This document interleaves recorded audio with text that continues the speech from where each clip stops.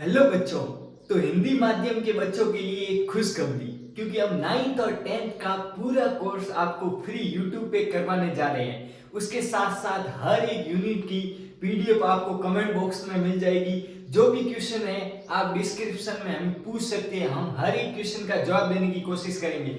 उसके साथ आगाज करते हैं क्लास 10th की मैथ का फर्स्ट यूनिट, वास्तविक संख्या, रियल नंबर। अब क्या होते हैं रियल नंबर ये आपको पता है, आप 9th क्लास में अच्छे से पढ़ के आए हुए हैं, फिर भी मैं बता देता हूँ। वास्तविक संख्याएं जैसे प्राकृत संख्या 1 2 3 4 अनंत तक, पूर्ण संख्याएं 0 से अनंत तक, पूर्णांक, माइनस की और प्लस की संख्याएं, और उसके अलावा परिमेय और अपरिमेय संख्या, ये सब जितनी भी संख्याएं होती है ना, ये वास्तविक संख्याएं होती है। तो इसके बारे में पढ़ेंगे।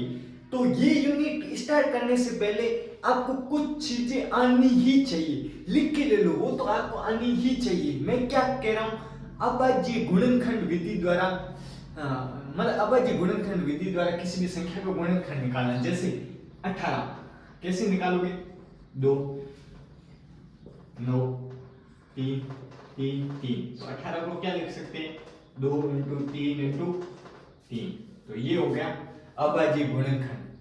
अब देखो कोई भी संख्या, जैसे 100 से, तो 2 का 12, 2 6 2 3 3 का 1, ये होता है। ये आप शुरुआत से पढ़ते आ रहे हो क्लास 6 से, तो इसमें कोई आपको दिक्कत नहीं है। अब ये चीजें कहाँ काम आने वाली है, अब वही देखते हैं। तो आपका फर्स्ट टॉपिक यही है। फर्स्ट टॉपिक क्या है?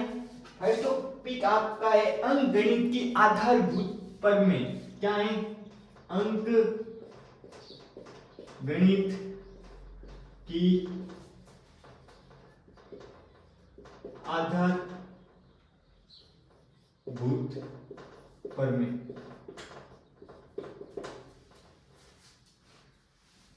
तो ये अंकगणित के आधारभूत प्रमेय है क्या?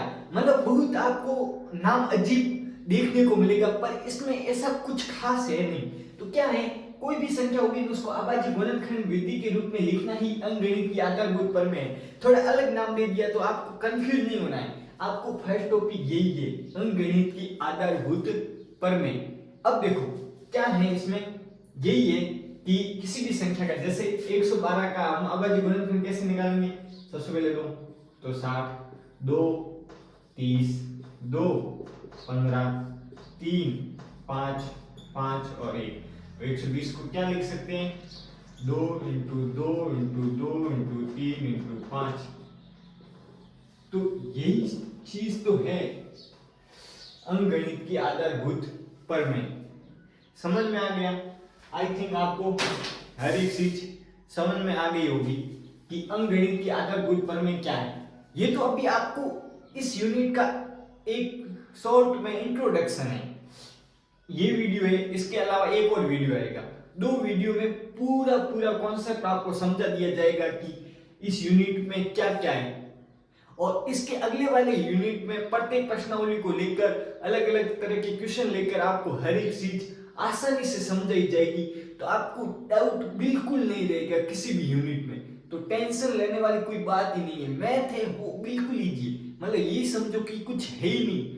डर तो जो भी अगर मैथ के प्रति अगर आपका डर है ना, उसको निकाल दो। मैथ बिल्कुल इजी है, बिल्कुल। समझ रहे हो ना? हाँ, शाबाश।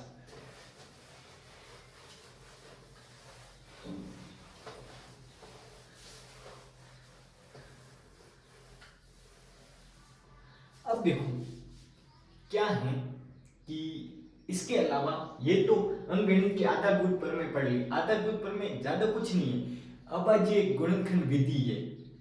गुणनखंड निकालते हैं अभाज्य गुणनखंड विधि से, वही है। तो वो उसे नाम अलग दिया गया है अंकगणित की आधारभूत प्रमेय, वो छोड़ो। इसके अलावा हम अभी क्या पढ़ रहे हैं कि ये चीज कहाँ काम आएगी? HCF and LCM. अब देखो जैसे एचसीएफ कैसे निकालते हैं? महत्तम समानुपात, सॉरी, एचसीएफ क्या होता है? जैसे अब हम 12 और 18 का ले लें, मान लो 12 का अभाज्य गुणनखंड निकालो, 2 6 2 3 3 और 1। अब 18 का 2 9 3 3 3 और 1। तो 12 को क्या लिख सकते हैं, 2 गुणा 2 गुणा 3, तो 2 गुणा 2 गुणा 3, और 18 को 2 गुणा 3 गुणा 3, 2 गुणा 3 गुणा 3। समझ आ गया? वापस देखना क्या कह रहा हूं मैं कि अभाज्य गुणनखंड निकाला 12 का और 18 का भी, तो ये लिख दिया। तो 12 को क्या लिख सकते हैं, 2 गुणा 2 गुणा 3, 18 को 2 गुणा 3 गुणा 3। समझ आ गया?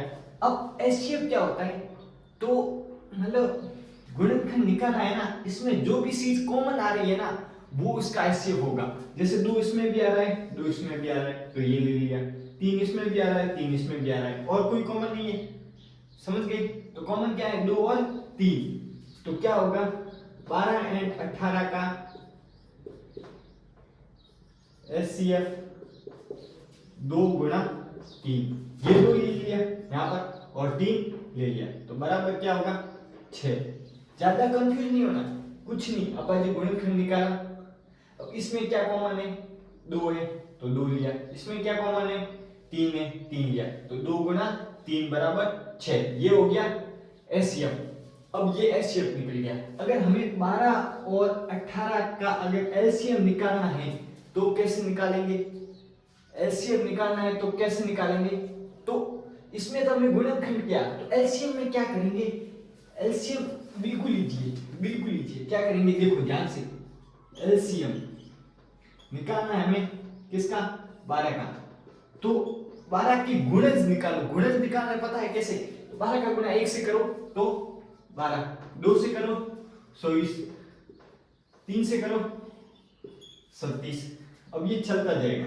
अब 18 का करो, 18 का 18 37 54 1872।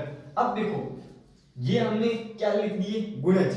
अब सबसे छोटा कॉमन गुणज कौन सा है, 12 इसमें, 12 इसमें नहीं है, 24 इसमें, 24 इसमें नहीं है, 37 इसमें, 37 इसमें, हाँ, तो ये सबसे छोटा गुणज है इन दोनों का, सबसे छोटा गुणज है। समझ आ गया?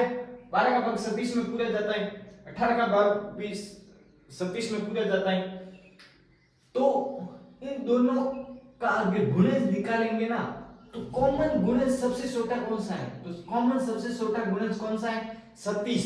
तो एलसीएम क्या आएगा, क्या लिखेंगे, 12 व 18 का एलसीएम बराबर 37।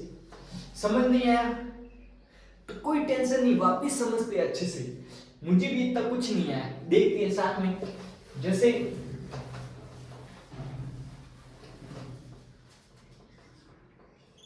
20 व 60 का, अब हमें क्या निकालना है, एचसीएफ और एलसीएम क्या निकालना है, एचसीएफ व एलसीएम। तो सबसे पहले एचसीएफ निकालते हैं। एचसीएफ निकालने के लिए क्या करेंगे, अभाज्य गुणनखंड करेंगे 20 और 60 का, तो सबसे पहले 2 10 2 5 5 हो गया, 60 का 30 2 15 3 5 5 और 1, 20 को क्या लिखेंगे, 2 गुणा 2 गुणा 5, ये लिखेंगे।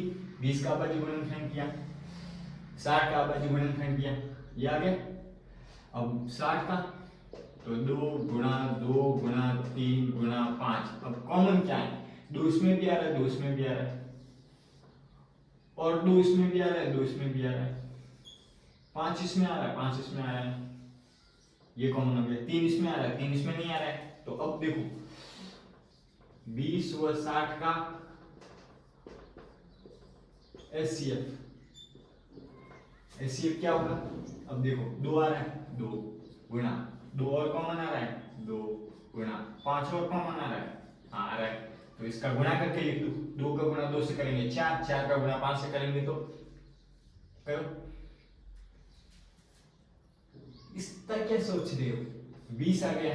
अब एलसीएम क्या निकालना है, एलसीएम निकालो 20, 20 का गुणज 20 40, 20 का गुणा 1 से करेंगे तो 20, 20 का गुणा 2 से करेंगे तो 40, 20 का गुणा 3 से करेंगे तो 60। तो ये चलता जाएगा, समझ गए। अब 60 का तो 60 का गुणा 1 से करेंगे 60, 60 का गुणा 2 से करेंगे तो 120, 60 का गुणा 3 से करेंगे तो 180। तो ये चलता जाएगा। तो सबसे छोटा कॉमन गुणज कौन सा है?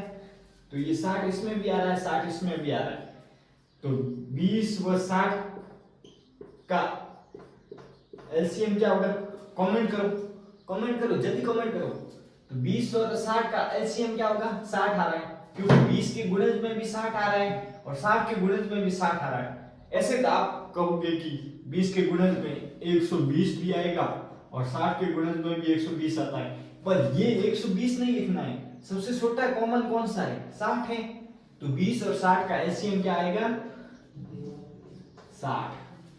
समझ आया? तो ये होता है एचसीएफ और एलसीएम निकालने का तरीका। समझ आया?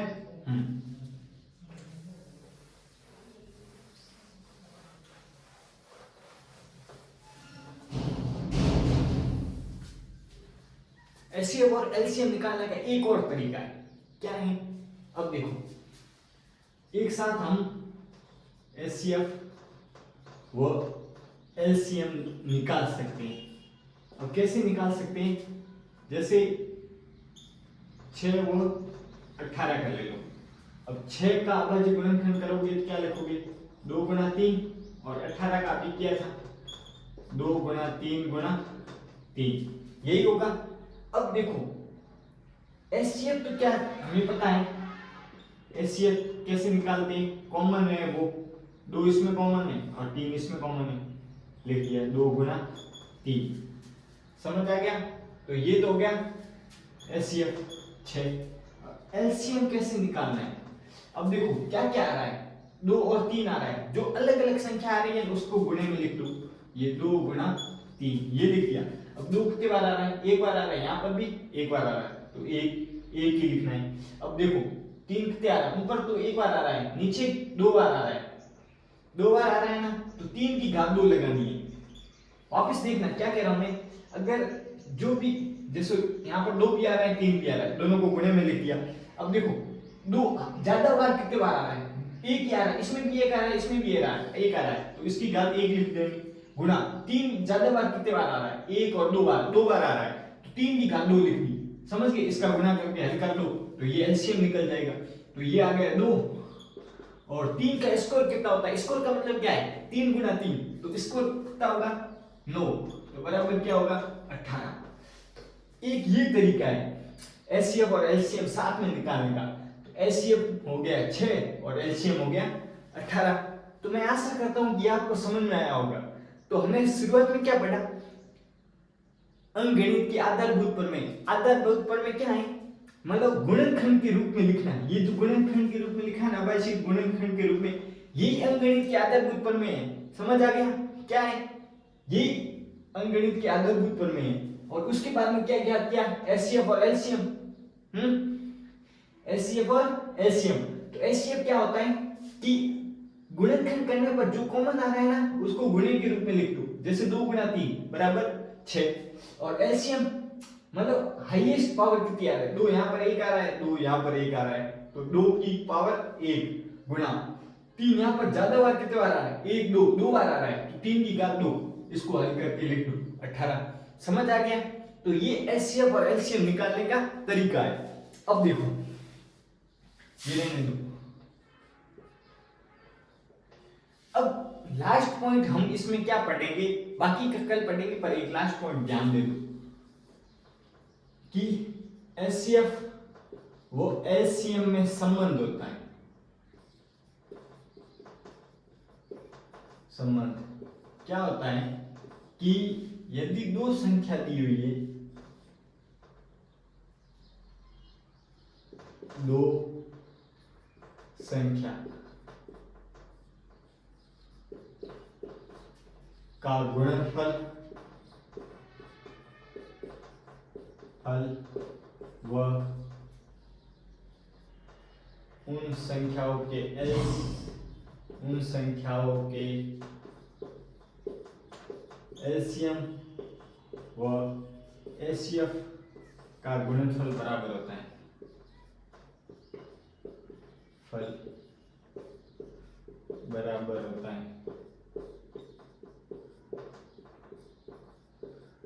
अब मैं क्या कह रहा हूं, यदि दो संख्याएं दी हुई है जैसे 6 और 18, तो उन दोनों संख्याओं का गुणनफल मतलब गुणा करने पर किसके बराबर आएगा, इसके और इसके एलसीएम और एचसीएफ के गुणा करने पर। मैं क्या कह रहा हूं, मान लो कि दो संख्या है ए और बी, दो संख्या कौन सी है ए और बी, तो इसका जो गुणा होगा वो किसके बराबर होगा, एचसीएफ, एचसीएफ किसका ए और बी का गुणा एलसीएम किसका ए और बी का, मतलब इसका मान इसके बराबर होगा।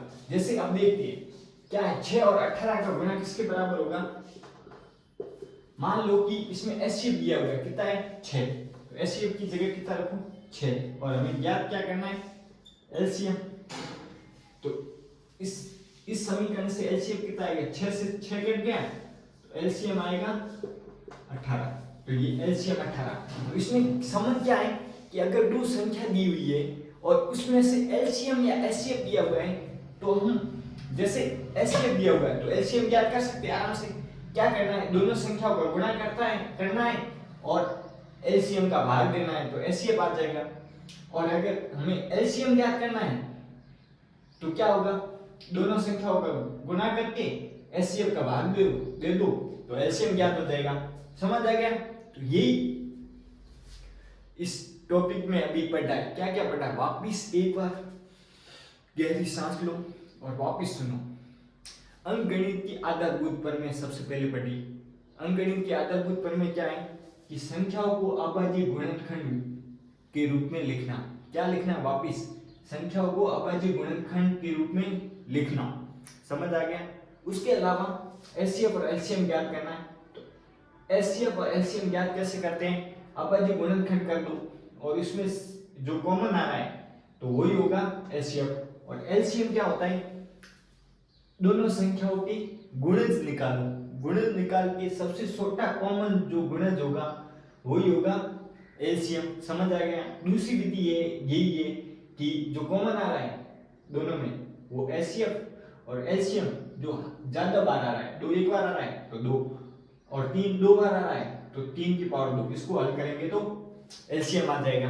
और देखो अब ये ध्यान से देखना, यदि दो संख्याएं दी हुई है, कोई भी दो संख्याएं, उसका एलसीएम और एचसीएफ क्या होगा, दोनों संख्याओं का जो गुणा होता है वो एलसीएम और एचसीएफ के बराबर होता है। तो जैसे हमने करके देखा 6 और 18 का जो गुणा किया वो बराबर क्या होगा, 6 और 18 के होगा। मान लो कि ये हमें ज्ञात करना है, हमने एचसीएफ ऐसे ज्ञात कर लिया 6 आया, अब एलसीएम ज्ञात करना है तो क्या करेंगे, इसका मान इसके बराबर होता है, तो 6 से 6 करके एलसीएम बराबर क्या आया 18। समझ आया। तो बाकी के कुछ और टॉपिक है उसको हम अगले वीडियो में कवर करते हैं। मैं आशा करता हूं कि आपको समझ में आया होगा और एक प्यारा सा कमेंट जरूर कर देना कि सर मजा आ गया। समझ रहे हो। मिलते हैं अगले वीडियो में, तब तक के लिए धन्यवाद।